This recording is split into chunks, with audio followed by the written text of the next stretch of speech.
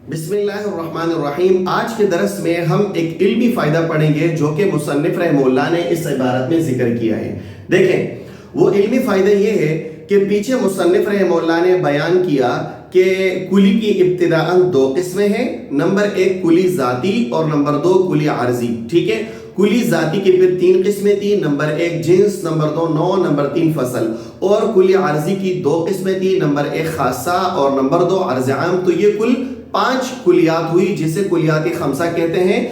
5 کلیات یعنی جنس، نوع، فصل، خاصہ اور عرض عام، ٹھیک ہے۔ مصنف رحمہ اللہ نے شروع میں یہ بات کرنے کے بعد کلی ذاتی کی 2 تعریفیں کی ہے، اور اس کی وجہ یہ ہے کہ بعض لوگوں نے نوع کو کلی ذاتی میں شمار کیا ہے اور بعض لوگوں نے نوع کو نہ کلی ذاتی میں شمار کیا ہے اور نہ ہی کلی عارضی میں، بلکہ نوع کو ایک مستقل الگ کلی بنا کر ان ذاتی اور عارضی کے درمیان واسطہ بنایا ہے، ٹھیک ہے۔ اور اس کی وجہ یہ ہے کہ انہوں نے ذاتی کی تعریف الگ الگ کی ہے۔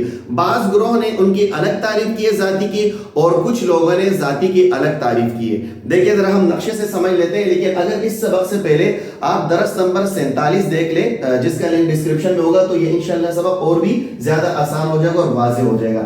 دیکھیں پچھلے دروس میں ہم نے کہا تھا کہ کلی کی 2 قسمیں ہیں، ٹھیک ہے۔ ایک ہے کلی ذاتی اور دوسری ہے کلی عارضی، ٹھیک ہے۔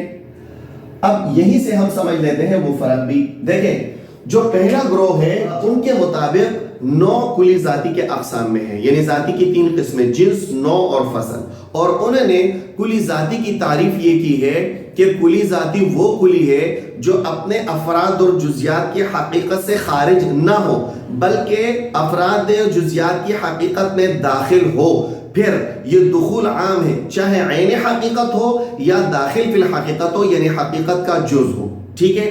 تو اب دیکھیں انہوں نے دخول کو عام کیا ہے، چاہے عین حقیقت ہو تو وہ بن جائے گا نوع، اور اگر وہ داخل فی الحقیقت ہو یعنی حقیقت کا اگر جز ہے تو 2 حال سے خالی نہیں ہے۔ اگر وہ جز مشترک ہے اپنے افراد و جزیات کا تو اس صورت میں وہ ہوگا جنس، اور اگر اپنے افراد و جزیات کے لیے جز مشترک نہیں ہے بلکہ جز ممیز ہے تو وہ ہو جائے گا فصل۔ ذرا دیکھیں مثالوں سمجھ لیتے ہیں کہ انہوں نے کہا کہ کلی ذاتی وہ کلی ہے جو اپنے افراد اور جزیات کی حقیقت سے خارج نہ ہو بلکہ داخل ہو، اور دخول عام ہے، چاہے وہ عین حقیقت ہو یا داخل فی الماحیت ہو، یعنی اپنے افراد اور جزیات کی حقیقت کا جز ہو، ٹھیک ہے۔ اگر عین حقیقت ہے تو یہ بن جائے گا نوع، ٹھیک ہے۔ اس کی مثال جیسے اس کے نوع کی مثال جیسے انسان، ٹھیک ہے۔ اب انسان کی حقیقت کیا ہے بھائی؟ حیوانی ناطق، حیوانی ناطق، ٹھیک ہے۔ اب حیوانی ناطق یعنی انسان کے افراد کیا ہے؟ زید ہے، عمر ہے، بکر ہے، شریف ہے، وغیرہ وغیرہ، ٹھیک ہے۔ اب ان سب تمام کے تمام کی حقیقت ہے حیوانی ناطق، ٹھیک ہے۔ اور حیوانی ناطق یہ اپنے افراد و جزیات کی عین حقیقت ہے، ٹھیک ہے۔ زید بھی حیوانی ناطق، بکر بھی حیوانی ناطق، معلوم ہوا کہ نوع اپنے افراد و جزیات کی عین حقیقت ہے۔ اور اگر وہ کلی ذاتی اپنے افراد و جزیات کی عین حقیقت نہ ہو بلکہ داخل فی الحقیقت ہو یعنی حقیقت کا جز ہو تو پھر 2 حال سے خالی نہیں، یا تو جز مشترک ہوگا یا جز ممیز۔ اگر جز مشترک ہے تو جنس، اگر جز ممیز ہے تو فصل۔ جیسے میں یہاں لکھ لیتا ہوں، اگر وہ جز مشترک ہے، ٹھیک ہے، جز مشترک، ٹھیک ہے، تو اس کی مثال ہوگی جیسے جنس۔ اچھا جنس کی مثال کیا ہے؟ دیکھیں نوع کی مثال تو انسان تھی، جنس کی مثال ہوگی جناب حیوان، ٹھیک ہے۔ اب دیکھیں حیوان کے افراد کیا ہے؟ حیوان کے افراد ہے انسان، فرس، اسد، ٹھیک ہے، بہت سارے جتنے بھی حیوانات ہیں سب حیوان کے افراد ہیں۔ اب انسان کی حقیقت کیا ہے بھائی؟ حیوانی ناطق، حیوانی ناطق۔ فرس کی حقیقت حیوانی صاحب، اسد کی حقیقت حیوانی مفترس۔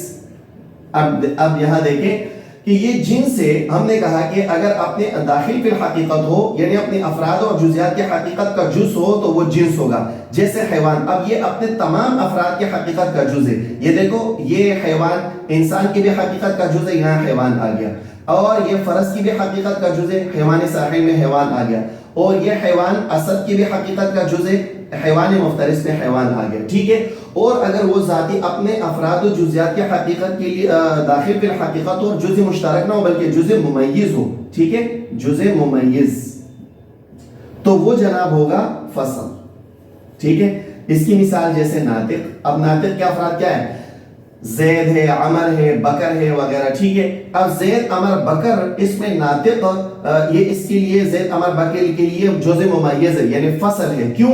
اس لیے کہ یہ ناطق نے زید عمر بکر اپنے جزیات کو اپنے تمام مشارکات سے جدا کر دیا جو اس کے ساتھ جنس میں شریک تھے. تو ناطق ہی نے زید عمر بکر کو حیوان والے افراد سے جدا کر دیا, تو اس کے لیے جزء ممیز ہے. ٹھیک ہے, اب اس گروہ کے جو انہوں نے ذاتی کی تعریف کی ہے اس کے مطابق جو نو ہے یہ ذاتی کے قسم ہے. ٹھیک ہے, میں پھر ان کی تعریف دوہرا لیتا ہوں. یہ گروہ جو پہلا گروہ ہے یہ کہتا ہے کہ بھائی پہلا گروہ, ٹھیک ہے, یہ کہتے ہیں کہ ذاتی یہ وہ کلی ہے جو اپنے افراد و جزیات کی حقیقت سے خارج نہ ہو بلکہ داخل ہو. پھر دخول عام ہے, چاہے وہ عین حقیقت ہو جیسے نو, ٹھیک ہے, اور یا داخل پھر حقیقت ہو یعنی اپنے افراد و جزیات کی حقیقت کا جز ہو. پھر دو حال سے خالی نہیں, یا تو وہ جزء مشترک ہوگا تو وہ جنس ہے, ٹھیک ہے, جیسے حیوان, اور یا وہ جزء ممیز ہوگا جیسے فصل ہے, ٹھیک ہے, جیسے ناطق ہے یا اپنے افراد و جزیات کی حقیقت کے لیے فصل ہے, ان کے لیے جزء ممیز ہے. ٹھیک ہے, اور کلی عارضی کی انہوں نے تعریف کی ہے جو اپنے افراد و جزیات کی حقیقت سے خارج ہو. ٹھیک ہے, پھر دو حال سے خالی نہیں, یا تو ایسے افراد پر بولی جائے جو ایک حقیقت والے ہوں گے تو اسے کہتے ہیں خاصہ. ٹھیک ہے, جیسے اس کی مثال ہم نے گزشتہ درس میں پڑھی تھی, جیسے ضاحک ہو گیا اور کاتب ہو گیا. ٹھیک ہے, یہ انسان کے افراد پر بولی جا رہی ہے اور انسان کے افراد جو ہے وہ ایک حقیقت والے سب کے سب حیوان ناطق ہے. اور یہ ضاحک اور کاتب یہ انسان اور انسان کی جتنے بھی افراد ہیں ان کے حقیقت سے خارج ہے, کیونکہ انسان کے افراد کی حقیقت حیوان ناطق ہے, اس میں ضاحک اور کاتب نہیں ہے. اور اسی طرح اگر وہ اپنے افراد کے اور جزیات کی حقیقت سے خارج ہو اور مختلف حقیقت والے افراد پر بولی جائے تو اسے کہتے ہیں عرض عام. ٹھیک ہے, عرض عام. اس کی مثال جیسے ماشی ہم نے پڑھا تھا, ماشی یعنی چلنے والا. اب گدھا بھی ماشی ہے, انسان بھی ماشی ہے, فرس بھی ماشی ہے, اسد بھی ماشی ہے, اور اسی طرح جو ہے غنم بھی ماشی ہے. یہ اور سب کے حقیقتیں الگ ہے. کوئی حیوان ناطق ہے, کوئی حیوان مفترس ہے, کوئی حیوان باقر ہے, کوئی حیوان ساحل ہے, کوئی اور چیز ہے, کوئی اور حیوان ہے. ٹھیک ہے نا. بہرحال ان کے مطابق ذاتی کی تعریف یہ ہوئی کہ جو اپنے افراد کے خط سے خارج نہ ہو بلکہ داخل ہو. پھر دخول عام ہے, چاہے وہ عین حقیقت ہو یا داخل فی الماہیت ہو, داخل فی الحقیقت ہو. اور کوئی عارضی وہ جو اپنے افراد و جزیات کے حقیقت سے خارج ہو. اگر ایک ہی حقیقت والے افراد پر بولی جائے تو خاصہ, اور مختلف حقیقت والے افراد پر بولی جائے تو عرض عام. ویسے اس کی مکمل تشریح اور مثالیں درس نمبر 47 اور 46 میں تفصیل کے ساتھ مثالوں سمیت گزر چکا ہے, ان دونوں کا لنک ڈسکرپشن میں ہوگا. اور دوسرے لوگوں نے کلی ذاتی کی تعریف الگ طریقے سے کی ہے. ٹھیک ہے, ان کے مطابق کلی ذاتی وہ یہ کہہ رہے ہیں کہ جناب کلی کی دو قسمیں ہیں, ایک کلی ہے ذاتی اور دوسرے ہے کلی عارضی. انہوں نے کلی ذاتی کی یہ تعریف کی ہے کہ کلی ذاتی وہ کلی ہے جو اپنے افراد اور جزیات کی حقیقت میں داخل ہو, عین حقیقت نہ ہو. ٹھیک ہے, اب جب داخل ہوگا تو وہ یہ کہہ رہے ہیں کہ بے ذاتی کی پھر دو قسمیں ہو جائے گی. ایک ہو جائے گا جنس, کیونکہ یہ بھی اپنے افراد و جزیات کی حقیقت میں داخل ہے جیسے یہاں ہے. اور دوسرا ہو جائے گا فصل, کیونکہ یہ بھی اپنے افراد و جزیات کی حقیقت میں داخل ہے, عین حقیقت نہیں ہے. ٹھیک ہے, اور عارضی کی انہوں نے بھی وہی تعریف کی ہے جو انہوں نے کی ہے کہ اپنے افراد و جزیات کی حقیقت سے خارج ہو. ٹھیک ہے نا. تو خاصہ اور عرض عام یہاں آ جائیں گے, اور اس ذاتی میں صرف دو چیزیں آ جائیں گی. نمبر ایک جنس آ جائے گا, نمبر دو فصل آ جائے گا. ٹھیک ہے, اور اس سے نو نکل جائے گی. کیوں؟ نو جو ہے ان تعریف کے مطابق وہ ذاتی میں داخل نہیں ہے. کیوں؟ اس لیے کہ انہوں نے ذاتی کی تعریف کی جو اپنے افراد اور جزیات کے حقیقت میں داخل ہو, اور نو تو اپنے افراد اور جزیات کے حقیقت میں داخل نہیں ہوتی, وہ تو عین نو ہوتی ہے. ٹھیک ہے, جیسے جز اپنے کل میں داخل ہوتا ہے تو وہ یہ کہتا ہے کہ بھئی جیسے جز اپنے کل میں داخل ہوتا ہے اسی طرح ذاتی بھی جز کی طرف اپنے کل میں داخل ہوگی, جبکہ نو تو خود کل ہے, وہ تو اپنے افراد اور جزیات کے حقیقت کا عین ہے. سمجھ آئے؟ میں امید کرتا ہوں کہ یہ دونوں تعریفوں کے اعتبار سے آپ کو نو کا پتہ چل گیا ہوگا. پہلے گروہ والے تعریف کے اعتبار سے نو یہ ذاتی کی قسم ہے, اور دوسری تعریف کے اعتبار سے یہ نو جو ہے یہ نہ ذاتی کی قسم ہے نہ عارضی کی قسم ہے, بلکہ وہ کہتے ہیں کہ نو ان کے درمیان ایک الگ سا واسطہ ہے, ذاتی اور عارضی کے درمیان یہ ایک مستقل الگ کلی ہے. انہی چیز کو ذرا دیکھو, عبارت میں فرماتے ہیں کہ فائدہ, ایک علمی فائدہ, وَإِذَا عَلِمْتَ مِمَّا ذَكَرْنَا, اور جب آپ جان لیں وہ تفصیل جو ہم ذکر کر چکے ہیں کہ ان الکلیات خمسن, کلیات 5 ہے, الاول الجنس والثانی النوع والثالث الفصل والرابع الخاصہ والخامس العرض العام کہ کلیات 5 ہیں، نمبر 1 جنس، نوع، فصل، خاصہ اور عرض عام. فعلم تو اب یہ بات جان لو کہ ان الثلاثه الاولى يقال لها ذاتیات، کہ یہ جو پہلے 3 ہیں یعنی جنس، نوع اور فصل، اس کو ذاتیات کہتے ہیں. ويقال للاخرين اور آخری جو 2 ہیں العرضیات، اس کو کہتے ہیں عرضیات یعنی خاصہ اور عرض عام. ٹھیک ہے. اب وقد یختص اسم الذاتی سے اسی اختلاف کی طرف اشارہ کر رہے ہیں جو ذاتی کی لوگوں نے الگ الگ تعریف کی ہے، پہلا گروہ ہے یا دوسرا گروہ ہے. ٹھیک ہے.